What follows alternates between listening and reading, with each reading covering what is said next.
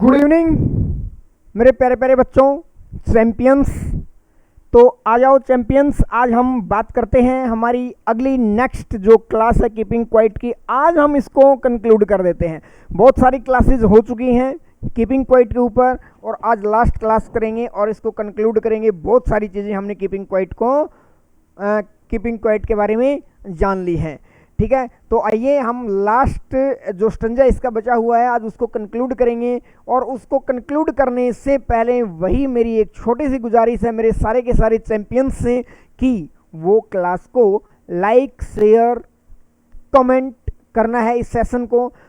और जो भी न्यू व्यूवर्स हैं जो पहली बार इस चैनल पर आ रहा है वो सब्सक्राइब करें, क्योंकि एक जो स्टेप है, एक आप लोगों का जो लाइक है, कमेंट है, शेयर है, सब्सक्राइब है, ये बहुत ज़्यादा मोटिवेट करता है। एक बहुत ही पावरफुल टॉनिक होता है ये, कि और ज़्यादा इंस्पिरेशन मिलती है कि हम इस चीज़ के ऊपर और बेटर और बेहतरीन तरीके से काम करें। तो आइए हम शुरू करते हैं। बहुत ज़्यादा बातें नहीं करते हुए हम अपनी क्लास को बढ़ाते हैं आगे। हमने काफ़ी सारे चीज़ें इसके बारे में जान ली हैं और आज हमारी लास्ट क्लास होगी। तो आइए हम इसका जो 7th यानी कि लास्ट जो स्टंजा बचा हुआ है, हमने 6 स्टंजा इसके कर लिए हैं और आज हम इसको कंक्लूड कर देंगे। आइए तो शुरू करते हैं चैंपियंस। हमने ये किया शुरू 7th वाला, देखिए पढ़िए। Perhaps the earth can teach us as when everything seems dead and later proves to be alive. देखिए यहाँ पर पोइट क्या करता है, अब यहाँ पर पोइट हमें नेचर के पास ले जाता है चीज़ें समझाने के लिए। क्या समझाने के लिए? As when everything seems dead, यानी कि जब ऐसा प्रतीत हो कि हर एक चीज़ आपको डेड यानी कि मृत महसूस होती है, लेकिन कुछ समय बाद आपको फिर ये प्रूफ मिलता है टू बी अलाइव कि वो चीज़ अभी दोबारा से जिंदा हो गई है या वो जीवित है। इस बात का मीनिंग ये है कि यहाँ पर पोइट जो होता है वो नेचर के थ्रू हमें ये बताना चाह रहा है कि इस धरती पर जो भी कोई चीज़ आई है, जिसको भी भगवान ने यहाँ पर जन्म दिया है, किसी भी चीज़ को, वो अपनी कुछ पर्पज पूरा करता है, उसकी ग्रोथ होती है और वो धीरे धीरे मौत की तरफ बढ़ता है। और हमें ये लगता है कि वो चीज़ डेड हो गई, लेकिन कुछ समय बाद हमें महसूस होता है कि वो फिर क्या हो गई, रिवाइवल हो गई, यानी कि रिवाइव हो गई, दोबारा से जनरेट हो गई। तो एक नई लाइफ फिर दोबारा से शुरू हो जाती है और जीवन चक्र ऐसे ही चलता रहता है। तो इस जीवन चक्र को समझाने की कोशिश यहाँ पर करता है पोइट, ठीक है। Now I shall count up to 12, कि मैं अब 12 तक काउंट करता हूं, यानी कि मैं अपना सेल्फ इंट्रोस्पेक्ट करता हूं। और जब मैं अपना सेल्फ इंट्रोस्पेक्ट करता हूं उस समय आपको भी क्या करना है, यू कीप क्वाइट, आपको भी अपना सेल्फ इंट्रोस्पेक्ट करना है। और उसके बाद क्या कहता है, एंड आई विल गो, यानी कि तुम कीप क्वाइट रह करके सेल्फ इंट्रोस्पेक्ट करो, अपने आप को समझने की कोशिश करो और मैं जाता हूं। अब ये क्वेश्चन बनेगा यहां पर कि मैं जाता हूं, ऐसा पोइट ने लास्ट में क्यों कहा है? हम तो चले परदेसिया परदेसी हो गए, क्यों भाई हैं? कि भाई हमने यहाँ पर छोड़ दिया आप लोगों को और अब हम चले। इस बात का मतलब ये है कि आप लोगों को जो इंस्पिरेशन देनी थी, आप लोगों को जो मैसेज कन्वे करना था वो मैंने कर दिया। अब मैं जाता हूँ और किसी और को किसी दूसरी चीज़ों के माध्यम से एक नई इंस्पिरेशन जनरेट करने के लिए आगे बढ़ता हूं। तो इसलिए कहा गया है ये आई विल गो। तो सारे के सारे चुन्नू मुन्नू सभी को मेरे ख्याल से सारी चीजें समझ आ रही होंगी, खिलाड़ी हो सारे के सारे। तो आइए इसका एक बार डिटेल एक्सप्लेनेशन और देख लेते हैं जो मैंने अभी आपको बताया है। देखिए, the poet finally takes us to nature, यानी कि पोइट जो है वो हमें फाइनली कहाँ लेकर जाता है, नेचर के पास लेकर जाता है। टू अंडरस्टैंड द सिंप्लिसिटी, एक इस सिंप्लिसिटी को समझने के लिए, क्या simplicity, that runs the cycle of life, कि जीवन का चक्र किस तरह से चलता है। He asks us to learn from earth, वो हमें इस पृथ्वी से सीखने के लिए कहता है, which appears still and lifeless, from afar, यानी कि जो दूर दूर तक हमें स्टिल यानी कि बिल्कुल मोशनलेस और लाइफलेस यानी कि मृत लगती है। कौन? पृथ्वी। But as we observe closely, लेकिन जब हम इसको बिल्कुल क्लोज से ऑब्जर्व करते हैं, it is full of bustling life, तो ये बसलिंग लाइफ जो है जी रही होती है। ये बसलिंग क्या होती है? अस्त व्यस्तता। ठीक है, कि जीवन की जो अस्त व्यस्तता है, जीवन की जो भागदौड़ होती है, वो हमें क्या होती है, हम क्लोजली जब देखेंगे इसको, इस पृथ्वी के ऊपर लोगों के जीवन को, तो वो हमें बसलिंग लाइफ नजर आएगा। Everything which is born on earth, प्रत्येक वो चीज जिसका इस धरती पर जन्म हुआ है, goes through the cycle of growth to serve the purpose, कि वो उसकी ग्रोथ होती है, वो अपनी कुछ पर्पजेज के लिए वो आया है। For which it is sent to earth by God, क्योंकि उन्हीं के लिए भगवान ने उसको इस धरती पर भेजा है। Then degenerates and ends in death only to make way for new, और उसके बाद वो इस जीवन को छोड़कर वो चीज चली जाती है और एक नई जीवन के रास्ते को खोलती है और यंग लाइफ को जनरेट करती है, to follow the same cycle, यानी कि यही साइकिल घूमती रहती है। हैविंग प्रेजेंटेड हिज फिलोसफी, अपनी फिलोसफी को प्रेजेंट करने के बाद पोइट क्या करता है? Leaves the reader alone to sit in silence, कि वो रीडर को शांति से एकांत में बैठकर शांति से सोचने के लिए छोड़ देता है।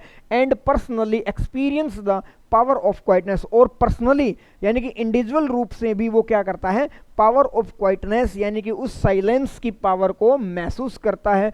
The central idea of the poet, poet का जो सेंट्रल आइडिया है, जो वो इस पोइम के माध्यम से कन्वे करना चाहता है, तो वो क्या है? His call to observe silence and introspect ourselves, एक ही वर्ड है ये अवर सेल्स जो है, ourselves resounds at the end signifying the sincere desire of the poet about being quiet। वो क्या करता है कि हिज कॉल, कॉल का मतलब यहाँ वो आह्वान करता है टू ऑब्जर्व साइलेंस, कि साइलेंस को ऑब्जर्व करो, एंड इंट्रोस्पेक्ट अवरसेल्व्स, और अपने आप को एनालिसिस करो। Resounds at the end signifying the sincere desire of the poet about keeping quiet, यानी कि इसमें कीपिंग क्वाइट यानी कि शांत रहकर पोइट क्या करना चाहता है कि उस शांति को, उस साइलेंस की जो उसकी सिंसियर डिजायर है, जिसके थ्रू वो इन चीज़ों को यानी कि इंट्रोस्पेक्शन को इम्प्रूव करना चाहता है, इस बात को फील करना चाहता है, उसकी उस सिंसियर डिजायर का क्या करता है? एंड के अंदर सिग्निफाई यानी कि उस चीज़ के महत्व को दिखाया जाता है। यही इसका सेंट्रल आइडिया है।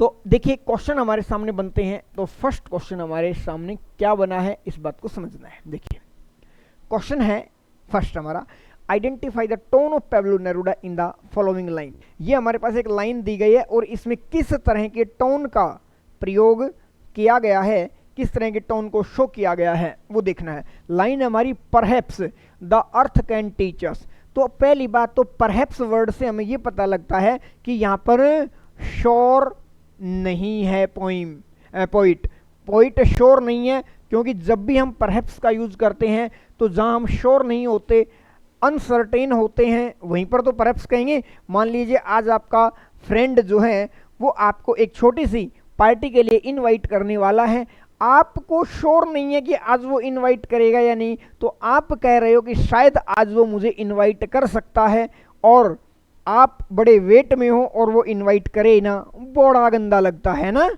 तो शायद परहैप्स का मतलब शायद है, तो जब सर्टेन नहीं हो। चलो फिर भी ऑप्शंस देखते हैं। Confident and clear about the future events, future events के बारे में कॉन्फिडेंट और बिल्कुल क्लियर होना, क्या ये टोन है? Dramatic about the predictions he made, उसने जो प्रेडिक्शंस किए हैं, जो भविष्यवाणी की हैं, उनके बारे में एक प्रकार से ड्रामेटिक होना। Convinced about the sequence of events, जो इवेंट्स हैं उनको एक सीक्वेंस के रूप में फॉलो करने के लिए मान लेना, कन्विंस यानी कि जिसको विश्वास हो। और लास्ट है अनसर्टेन, अनसर्टेन रहना यानी कि निश्चित नहीं होना, श्योर नहीं होना, यट होपफुल, लेकिन फिर भी होपफुल है किसके बारे में? अबाउट द पॉसिबिलिटीज, उस संभावना के बारे में। तो सीधी सी बात है, परहैप्स जब आ रखा है तो देखिए अनसर्टेन यहाँ पर दिया हुआ है, आपका आंसर यही आएगा कि यहाँ पोइम की जो टोन है कि वो जो चीज़ आपको समझाना चाह रहा है नेचर के माध्यम से, शायद हो सकता है वो आप लोगों को समझ आ जाए, और ऐसी उसको होप भी है, लेकिन श्योर नहीं है 100%। क्लियर है? तो ये है हमारा क्वेश्चन फर्स्ट। सेकंड क्वेश्चन हमारे सामने है, क्वेश्चन है what can earth teach us. या तो क्वेश्चन ये आए या क्वेश्चन ये आ सकता है what does the earth teach us. तो कैन हो सकता है, डज हो सकता है, यानी कि आंसर है the earth can teach us the lesson of preserving and resurrecting life. कि अर्थ हमें वो क्या सिखा सकती है, वो संरक्षण का लेसन सिखा सकती है। ठीक है, प्रिजर्व करना होता है, संरक्षण होना, बचाना, बचना। एंड रिसरेक्टिंग, रिसरेक्टिंग का मीनिंग होता है रिवाइवल। क्या होता है? रिवाइवल, यानी कि दोबारा से जीवन, दोबारा से जीवन मिलना। एक चीज खत्म हो जाती है, उसके बाद फिर उसका पुनर्जन्म हो जाता है उसी चीज का, तो वो रिसरेक्टिंग कहता है। और यही तो बताई गई है कि कोई चीज मरती है, उसका फिर से जन्म होता है, वो ग्रो होती है, फिर वो मरती है, फिर एक नई चीज का। और ये जीवन, ये नेचर का ये एक रूल है कि ये साइकिल जो है लाइफ की यही है। Earth teaches us how new life emerges from the ashes of the dead remains. जो डेड रिमेन्स होते हैं, जो डेड हो जाते हैं, एसेज का मतलब उनकी जो राख है, कहने का मतलब वो हमें ये सिखाती है कि किस तरह से मरने के बाद एक नई लाइफ का जन्म, एमर्ज यानी कि उभरना, जन्म लेना, एक नई लाइफ का जन्म होता है। यही हमें अर्थ या मैं कहूं नेचर सिखाती है। क्लियर है भाई? देखिए कितनी क्लासेस हमने सिर्फ एक पोइम कीपिंग क्वाइट पर लगाई है। हर एक क्वेश्चन, हर एक वर्ड आप लोगों को बड़े अच्छे से यहां पर कन्वे किया जा रहा है। इस सारे के सारे व्यूअर्स, सारे के सारे जो भी मेरे चैंपियंस हैं, उनके लिए बहुत सारी चीज़ें यहाँ पर एक्सप्लेन की जा रही हैं, बहुत ज़्यादा मेहनत की गई है इन चीज़ों के ऊपर। तो मेरा विश्वास है कि मेरे सारे के सारे चैंपियंस इन चीज़ों को बहुत अच्छे से समझेंगे और एक बेहतरीन परफॉर्मेंस, यानी कि बोर्ड के एग्ज़ाम हो, चाहे आप लोगों के हाफ ईयरली एग्ज़ाम हो, चाहे आप लोगों का कोई भी स्कूल का कोई टेस्ट हो, तो इस तरह से आप जब ये क्लास ले लेते हो और उसके बाद भी अगर आपकी परफॉर्मेंस के अंदर कहीं 1% भी कमी रहती है, तो ये आप अपने साथ और मेरे साथ भी गलत कर रहे हो। ठीक है भाई?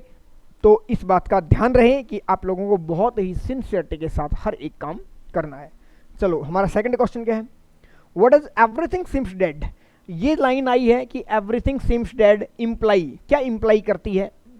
तो आंसर देखिए, द एक्सप्रेशन इज सिंबॉलिक, कि यहां पर जो एक्सप्रेशन है वो सिंबॉलिक है।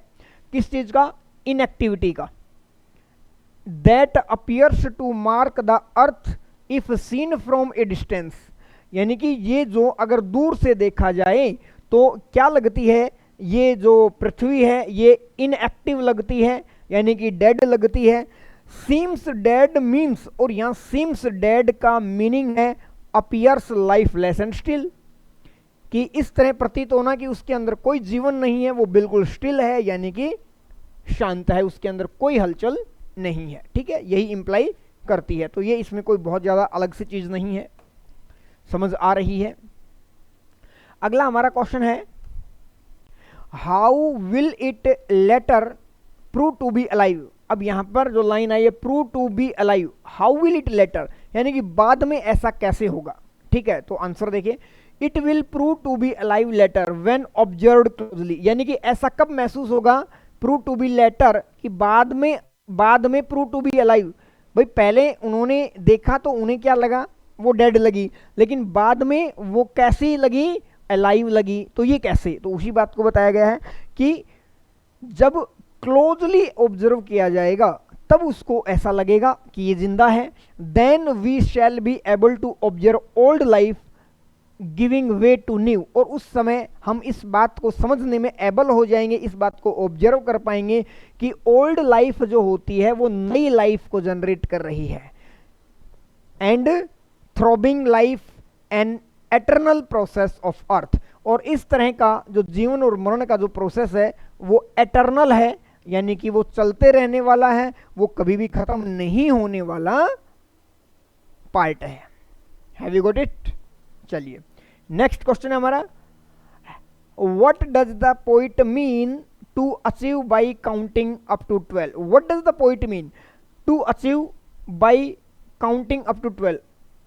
12 काउंटिंग करने की जो बात कही है उस चीज से पोइट का क्या मीनिंग है कि वो क्या अचीव करना चाहता है? तो ये बार बार आया हुआ है ये क्वेश्चन। तो the counting is part of an exercise in introspection, यानी कि काउंटिंग जो है वो किस बात को दिखा रहा है? एक इस प्रकार की एक्सरसाइज करनी है जिससे आप इंट्रोस्पेक्ट कर सको, सेल्फ एनालिसिस कर सको। बाई काउंटिंग अप टू 12, 12 तक की जो काउंटिंग है, the poet wants everyone to reach a point. तो उस समय में जब वो इंट्रोस्पेक्ट करेगा तो उस समय में वो क्या कर पाएगा? वो कर पाएगा क्या? The poet wants everyone to reach a point of ecstasy, यानी कि प्रत्येक आदमी जब साइलेंस को मेंटेन करेगा, जब वो अपना इंट्रोस्पेक्शन कर पाएगा तो वो एक ऐसे पॉइंट पर पहुंचेगा जो इकेस्टेसी, इकेस्टेसी का मतलब असीम आनंद देने वाला जो मोमेंट होगा उस पर पहुंचेगा।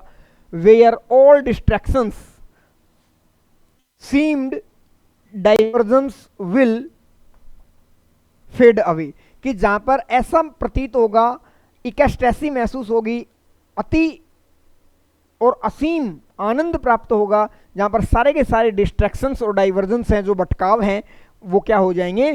फेड अवे हो जाएंगे, यानी कि वो दूर हो जाएंगे। यही कहना चाहता है बाई काउंटिंग अप टू 12 के माध्यम से, वो यही चीज बताना चाहता है। चलिए अगला हमारा क्वेश्चन क्या है, देखिए अगला क्वेश्चन है, what will keeping quiet help us achieve? यानी कि कीपिंग क्वाइट रह करके किस चीज को अचीव करने में मदद मिलेगी? देखिए क्वेश्चन को समझना बहुत जरूरी है। बहुत सारे बच्चे क्वेश्चन ही नहीं समझ पाते, कई बार आंसर उनको पता होता है लेकिन क्वेश्चन को नहीं समझ पाएंगे तो आंसर नहीं लिख पाएंगे। इसीलिए इस पोइम के अंदर हमारी 7 क्लासेज हो गई हैं और एक एक वर्ड के ऊपर आप लोगों को काम करवाया गया है। या फिर क्वेश्चन इस तरह से भी आ सकता है कि what is the significance of keeping quiet, कि भाई चुप रहने का क्या सिग्निफिकेंस है, क्या फायदा मिलेगा, क्या महत्व है यहाँ पर? तो देखिए, the poet asks man to keep quiet. Poet जो होता है वो मैन को, इंसान को क्या करने के लिए कहता है? कीप क्वाइट, यानी कि शांत रहने के लिए कहता है, साइलेंस को मेंटेन करने के लिए कहता है, and experience the ecstatic movement of silence, और चुप्पी का जो असीम आनंद देने वाले मोमेंट्स हैं उनको फील करने के लिए कहता है। Which create a rejuvenation of thought, जिससे एक विचारों का नया संचार जो होगा, नए विचारों को जीवन मिलेगा, नए विचार जन्म लेंगे, and a change of mindset, और जो हमारा माइंडसेट है वो क्या हो जाएगा? चेंज होगा। It will help us achieve peace, इससे हमें क्या मिलेगी? शांति मिलेगी। Even when the poet is gone, जबकि पोइट चला भी जाएगा तो भी हमें क्या मिलेगी? बहुत ही शांति मिलेगी उस मोमेंट में। जब इंट्रोस्पेक्ट करोगे आपका माइंडसेट चेंज होगा, नए विचारों का जन्म होगा। ठीक है, अगला हमारे पास क्वेश्चन है, देखिए क्वेश्चन है हमारे पास, why does the poet wish to go at the end of the poet? Why does the poet wish to go? Poet at the end, यानी कि आखिर में, विश टू गो, जाना क्यों चाहता है, ऑफ द पोइट। ये पोइट के बारे में बताया गया है कि why does the poet wish to go at the end of the poem. Poem आएगा भाई, ये पोइट नहीं है, ये क्या आएगा यहाँ पर? पोइम आएगा। ठीक है, कि वो पोइम के एंड में जो पोइट है वो जाना क्यों चाहता है। 4 ऑप्शन दिए गए हैं और ऑप्शंस को देखिए। The poet does not believe people will be quite, कि पोइट को ये विश्वास नहीं है कि लोग चुप होंगे, यानी कि वो साइलेंस को मेंटेन करेंगे। या फिर the poet has already invested enough time, कि पोइट ने बहुत ज़्यादा टाइम लगा दिया है। या फिर the poet will move on कि poet will move on, poet आगे मूव कर जाएगा, and seek to inspire others, और वो दूसरों को इंस्पायर करेगा, या फिर the poet is marking the end of the poem by living, या फिर दो पोइट है वो क्या मार्क कर रहा है, एंड ऑफ द पोइम कि पोइम के एंड को मार्क कर रहा है, वो एंडिंग बता रहा है बाई लिविंग कि भाई मैं जा रहा हूं और मैं जा रहा हूं तो पोइम एंड। ठीक है, तो यहां पर मैंने आप लोगों को ऑलरेडी बताया था कि the poet will move on कि पोइट मूव ऑन करेगा, and seek to inspire others वो किसी और को इंस्पायर करने की तलाश करेगा। यहां अपने रीडर्स को उसने इंस्पायर कर दिया है, अब किसी और आगे बढ़ जाएगा, तलाश करेगा कि और किस तरह से बाकियों को भी हम इसी तरह इंस्पायर करें। तो ये वाला इसका जो ऑप्शन है ये बिल्कुल एक्यूरेट होगा। Is it okay? तो ये हमारी पोइम थी दोस्तों, और बहुत सारा कंटेंट हमने इस पोइम में कवर कर दिया है, और इस पोइम को हमने यहाँ ख़त्म कर दिया है। इसके हर एक वर्ड, हर एक फ्रेज, हर एक लाइन को हमने बहुत अच्छे से कवर कर दिया है। तो अब बारी आपकी है कि आप कितना अच्छा फील करते हो इस सेशन को देखने के बाद, और कितना आप इसको शेयर करते हो ताकि दूसरे स्टूडेंट्स भी इसका फ़ायदा उठाएं। तो देखिए, आपका बहुत बहुत धन्यवाद है, और ये बार बार मैं कहता हूँ कि आप हैं तो मैं हूँ, तो आपसे मैं हूँ, ठीक है, क्योंकि मेरे बच्चों से ही एक टीचर बनता है कि बच्चे हैं तो टीचर है। तो आपके सपोर्ट और आपके प्यार को मैं चाहता हूँ कि वो ऐसे ही बना रहे। बहुत सारा प्यार और सपोर्ट जो आप दिखा रहे हो इसको कैरी ऑन रखें, इसके लिए मैं आपका तहे दिल से धन्यवाद करता हूँ। तो ये हमारी पोइम को कंप्लीट करते हैं, और आज हमारी पोइट कंक्लूड हो गई है, और आज की क्लास को यहीं रोकते हैं। Thank you very much.